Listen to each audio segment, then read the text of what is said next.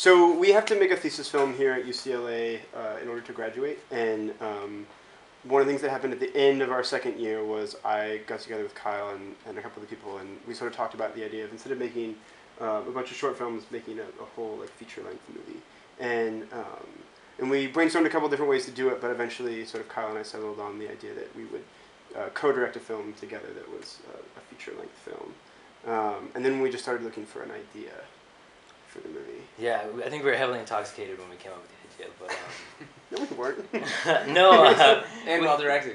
Yes, I mean, the last year I didn't even know who's making it with me. No, no, I think Eric had this idea, and then it ended up being both of us that were really interested in it.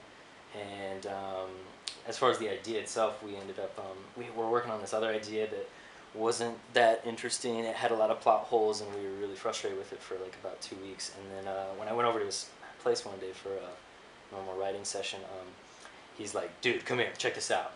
You have to check this out." And I looked at his email, and in his spam email, he had this advertisement for a diamond like engagement ring, scavenger hunt, diamond dash type thing, and then. He's like, "This is our idea," and then we just kind of started like putting different characters in it, and kind of started spitballing relationship ideas, and then it kind of just unraveled from there. Yeah. So we wound up with this movie that was about a couple in a relationship, sort of going through this scavenger hunt around LA in a single day, and that's how it started. My manager sent me a script, and I read the script, and you read a lot of scripts obviously as an actor, but what I immediately took to was this chance to create a relationship that was completely real about these two people, and over the course of the day they're deciding should they be married or should they not.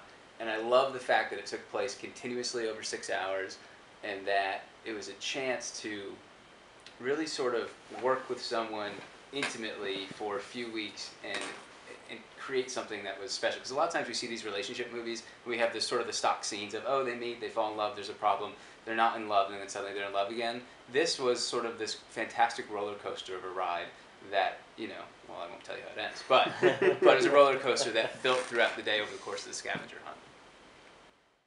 You know what the challenge is? The challenge is actually the continuity for the directors and the actor, because every little gradation is monumentous because you're building the story over such a short amount of time. If it took place over weeks, if you're angry in one scene and then happy in the next scene, it might be fine because time has passed, but really it's such a specific arc that you have to build in order to make it congruent. I think anytime like you make a feature film, you're always like, as a director and actor, you're always coming together being like, where are we at the beginning of the scene, where are we at the end of the scene? But for this one, it is like such slight changes that, it was just like, all right, so in the last scene you were kind of frustrated with her, and now you're just like, holding it back even less, and then the next scene you might start letting out even less. You're actually, you're pretty pissed at her now, and then it kind of just like escalates. So those subtle transitions was, I think, something that we were always talking about like constantly. Yeah. Cool. Well, so like back in the 70s and 80s, people made like sort of quasi features at UCLA. Like they made, and it's hard to figure out because no one's really kept good records. Yeah. But to our knowledge, this is the first time like in recent history that like two current UCLA students have gotten together and put together a feature film as part of the program at UCLA. And we did it through just like a very like we were very careful about how we approached the subject and sort of managed to make it work within the rules of the school.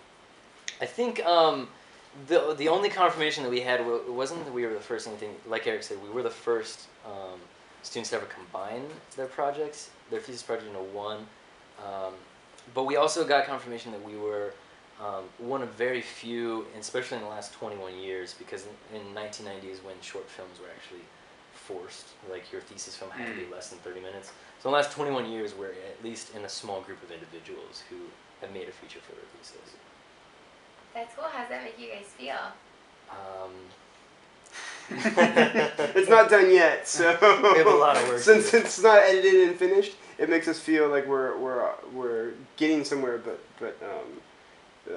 since it's not finished, it's still like sort of this daunting task, right? Like, but it is really cool to have that sort of under our belts at this point. Like, it feels good. I don't know if Eric and I, we definitely didn't come up with the idea for that reason.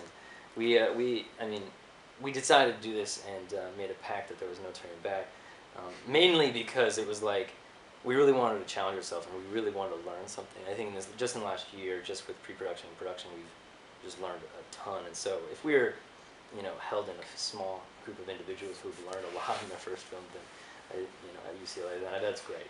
But I think anytime you make a film, you're gonna learn something. So it's Fine. No, they absolutely complement each other. And what's first and foremost what's great is they have such a great mutual respect for each other, and they really do trade off, like in terms of even setting what the shots are, talking to the actors in between takes. They really sort of trade off, and so you felt like you had this sort of collaborative team between myself and Leslie, who's the girl in the movie, and the guys. And so I don't know, it just felt like a cohesive team, and yeah, because you going into it, you're a little worried, especially day one. You're like, oh boy, like what's he gonna say, and what's he gonna say, and is it gonna be at cross purposes? And quite frankly, it really never was. Which a lot of times, even when you're doing other projects, a producer will have a point of view, and a director has a point of view, or the studio has a note, and those are at cross purposes. So it was really refreshing that if there was different ideas, which there rarely was, we just had the luxury of doing it both ways, So, but I don't know. How do you guys? No, I think that's a good answer. I'll take it. Yeah. I mean, we heard a quote, or actually one of our faculty members who is really close with both of us. He said way long ago in this process that you both can't direct this film. You have to direct this film together. And I think that was apparent probably day 2 when we started writing the script. So we knew we had to be on the same page constantly. And there were a few times where we may have disagreed on something, but at the same time you're always working for that bigger beast of getting the film done. So you just got to keep going. And, like Mark said, we could do it both ways. But I mean, I think that only even happened once or twice or something. It was really like that. cohesive. Well, I think if you want to direct, then I think that the only real piece of advice that I have is that you just have to go make a movie, right? The only way to get better at anything is to practice it, and unfortunately, the only way to practice directing is to spend a lot of time writing a script, and then a lot of time casting, and a lot of time producing, and a lot of time in pre-production, and then you have these 2 days where you get to if it's a short 2, 3, 4 days to actually direct, and then and then you're editing, which is of course also part of directing, but the real heart of directing takes place on those days on set, and it's a very difficult thing to practice just because there's so much work that goes on either side of it just to allow you to actually do the task itself, right?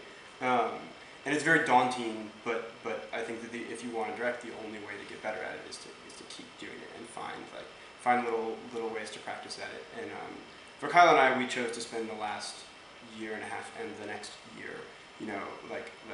just so we could direct, not just, but so that we could direct these 18. We had 18 shooting days, right?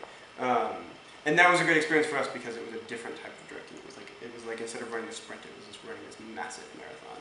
And I actually had a buddy who brought over one day a 6-pack of Gatorade to my house, and he was just like, "Here you go, man. It's a marathon, not a sprint." And that was such a huge learning experience for us, and I think that it's really valuable for anyone who decides they want to be a director. See if you can put together a low budget feature and spend your time doing that and see what that feels like and see what you learn from that experience, because it'll be invaluable in teaching you about how you want to work and what you want to sort of accomplish in your directing. I don't know, what about you? I mean, it almost seems like there's 3 folds there, where it's one, are we giving advice to people making their first feature? Is it students making a feature, or is it students or anyone co-directing? Seems like there was a few things that we could share our knowledge and experience with. Yeah, I mean, if I guess the biggest thing was we'll direct it towards indie filmmakers and getting that first feature or getting an independent film made in this world, in this market right now, because it's not good. But I think one thing that I would just say that I think Eric and I did that was smart was, or hopefully smart, but we just had a great group of individuals working on the crew and cast with us. I think, like Eric said, there's such a small time that you're actually directing. You have to pick up individuals who are going to be willing to put on a lot of hats, and you know, our small crew and our amazing cast, they were able to come and just know that I mean, that phrase passion project gets tossed around a lot, but I think that when these individuals were showing up and we saw how much they were giving, you know, for, you know, how much money that we were giving them, it was really exciting. That was what was really inspiring. It was like, we need to make the best film we can today because everyone else is giving what they can. And so that was the smartest thing we did. We didn't have a group of any individuals besides Mark who, you know, were lazy. So.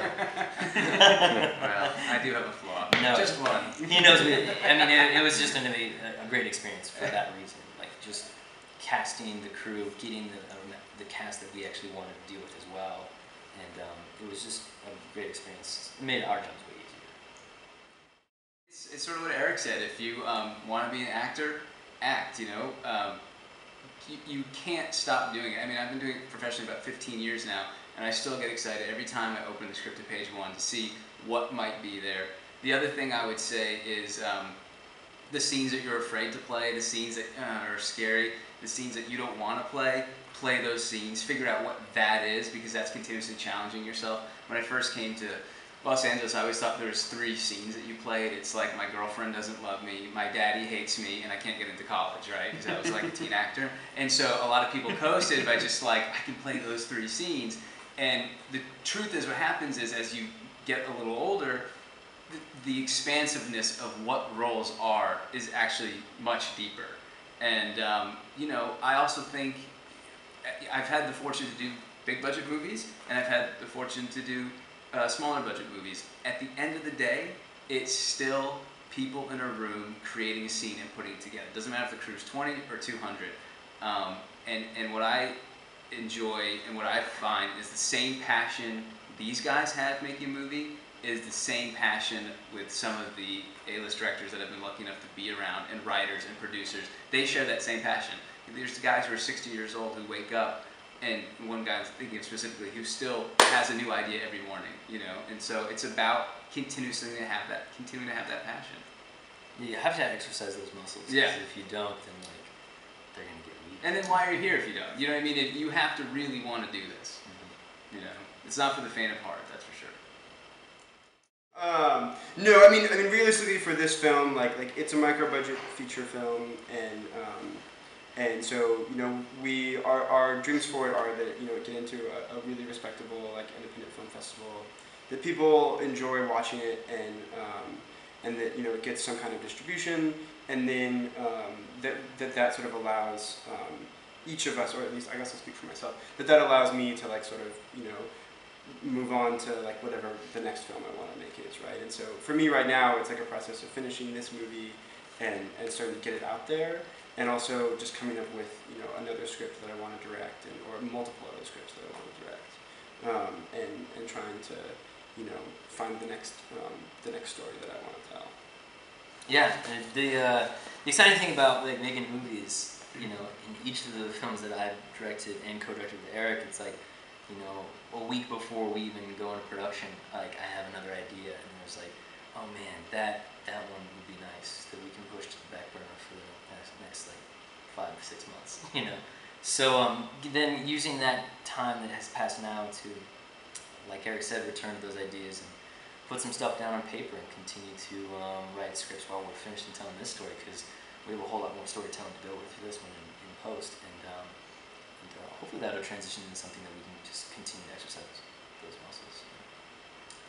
For myself, I did 3 movies this summer, so, you know, they're each a little journey of their own, and so we'll see 3. how they you know, how they come out, and I'm interested in each one's journey. I think it's also important once you make a film to completely support it every step of the way, because like these guys are saying, just because you're done shooting it, the movie's not over. I mean, the movie's put together and created, editing, and then building awareness and getting people to support the film is a whole separate thing. As a writer, I have a couple screenplays with the guys who produced Salt and Enchanted and wrote those films as well. So, you know, we'll see what those bring. So. Awesome.